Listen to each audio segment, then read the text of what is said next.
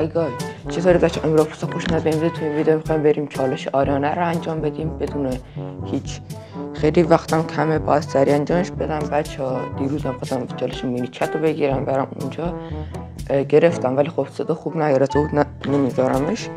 اینجا چند تا سوال میپرسم من باید با آریانه جوابشون بدم. بچه ها لایک کنید، کامنت بذارید، سابسکرایب کنید، این استفاده رو صفحه میاد اونجا حمایت کنید. یه چیز دیگه بریم برای ویدیو.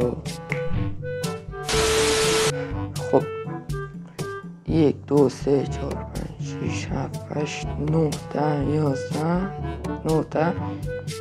12 13 14 15 فکر کنم 15 تا تقریبا، شاید اشتباه جمله رو باشم. خب اولی گفته تا حالا دزدی کرد؟ نه این چیزی تا حالا زدی متاسفانه از اینجایی که من کل ایرانم آره. تا حالا دوست دختر پارتنر داشتی؟ نه منطقه حضوری نه ولی خب مجازی اشتباهاتی کردیم جال کنم. تا حالا از خونه فرار کردی؟ آره. نه تقریبا میشه گفت تقریبا. تا حالا دزدی کردی؟ دزدی مصلحتی مثلا از یه باری 50 تومانی برداری اینا، یه آدم ساز کشو آجید برداری یه اینا آره اینا هستن همیشه این زیاد. این همیشه لوم رفتن برای من. تا حالا دروغ گفتی؟ اینا خیلی دیگه دروغ مصلحتی. تا حالا پلیس دستگیرت کرده؟ بذار این تا حالا فرار کردی و تا حالا پلیس دستگیرت کرده تا حالا یه جوابتون بگم. یک بار تقریبا من و پسر عمم و دختر عمم تقریبا میشه گفت از خونه فرار کردیم کلا فصل نصف شب رفتیم بیرون. فصل نصف خواستیم بریم تا یه مسافتی رو طی کنیم. وسط رو یه پلیس ما رو دید اون ور بود اومد سمت ما. دختر عمم اول اصلا فرار کرد، من اونم نمیدونیم چه کنیم فرار کردیم. آقا از این کوچه به اون کوچه اونجا پلیس افتاد دنبالمون، هم از خونه فرار کرده بودیم هم پلیس افتاد دنبالمون و پلیس می‌خواست ما رو ببره تحویل خانواده بده. گرفتم ولی خب دیگه خودم گفتیم میریم و اینا برش کردیم. این از داستان من بود که پلیس خواست بگیرم ولی نگرفتم. تا حالا از خانواده کتک خوردیم؟ نه کتک اینطوری پسی. تا حالا دعوا شدید کردیم؟ دعوای آره برای سن خودم دعوا خیلی شدید کردم. آخرین دعوایی هم که کردم این جای ردش هنوز مونده، جای زخم که مونده معلوم نیست بکنم. خب درباره سن دروغ گفتیم؟ آره خیلی زیاد گفتم. قبلا بیشتر گفتم ولی الان دوست دارم کمتر بگم بهتر. تا حالا تو خواب شاشیدی؟ همه شاشیدن، اصلا همه یه بار تو خواب دیدن که دارن میرن دستشویی، بعد اگه دستشویی کنن وقتی بیدار میشن واقعا دستشویی کردن. تنها کاری که داخل خواب انجام بده حالا واقعا اتفاق میفته همینه که داخل خواب بشاشی تو واقعیت هم شاشی میشه. آره. تا حالا شده کاری کنی ولی گردن نگیری؟ خیلی تازه من دیدم گردن بقیه، یعنی تا دلت بخواد من کار کردم گردن نگرفتم، مثلا میدادم گردن بقیه. خیلی تا حالا بچه فامیل بدجور زدی؟ اینم آره. مثلا یه بار من و پسرم هم رفتیم خونه زمونینا، فقط 2 تا بچه اونجا بودن، بچه فامیل. خب بعدش ما اینطوریشون میکردیم مثلا سرشون میگرفتیم با تمام قدر خودشون بسته میرفت حال زمین بهش میخندیدیم، بعد مثلا اونم میخندید ولش میکردیم. من این حال شروع نکردم، اما شروع شد برای شما. خب این همیشه ادامه میره.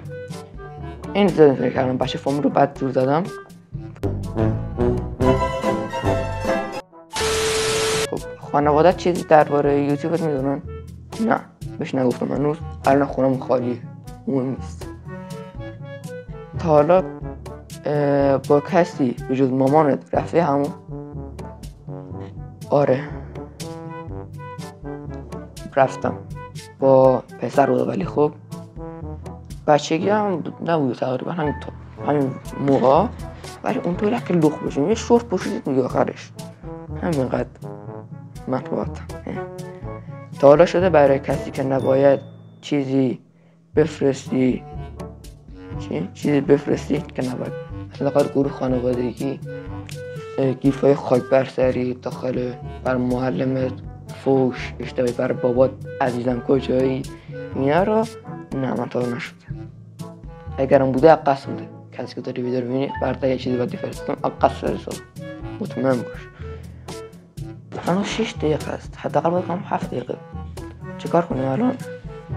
6 دقیقه است. جوک براتون بگم. جوک اینجا دارم. میدونی وقتی میوه ها آبروشون میره چی میشن؟ خار و شلیل میشن. میدونی چرا همون میتونه لخت ما رو ببینه؟ چون دوش داره. میدونی متولده تیر کجا میخوابن؟ تو خشاب. اینا هم برام میچت بودن که دیروز گرفتم ولی خب صدا اینا اوکی نبود نمیذارمش. میدونی ذرت ها وقتی میرن جنگ به خانواده‌شون چی میگن؟ بلالم کنید. میدونی به مارهای لاغر چی میگن؟ نیمار.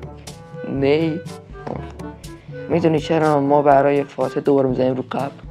خیلی خفنه. هر کی گفت برای اینکه روی مرحوم لایک بشه. داخل کامنت خودتون جواب استوب جواب بعد ببینم. میدونی چرا ما برای اینو خوندم؟ میدونی اگه ماکارونی ها پرخوری کنن چی میشه؟ نودل میکنن. میدونی اگه به یه بچه شهر نقشه بتمن بدن چی میشه؟ شربت. شر. وقتی خیار شورش رو در میارن میشه خیار. جالب بود. میتونی اگه دف رو خیس کنه چی میشه؟ دفتر. میتونی اگه کفتار توی آفتاب باشه چی میشه؟ کفش خشک میشه. میتونی اگه آنشلی بخوابی چی میشه؟ آبشلی میشه. میتونی یه روز عدسی نمیتونم خوب بخونم چرا. میدونی یه روز یه عدس داشت برای یه نخود جوک میگفت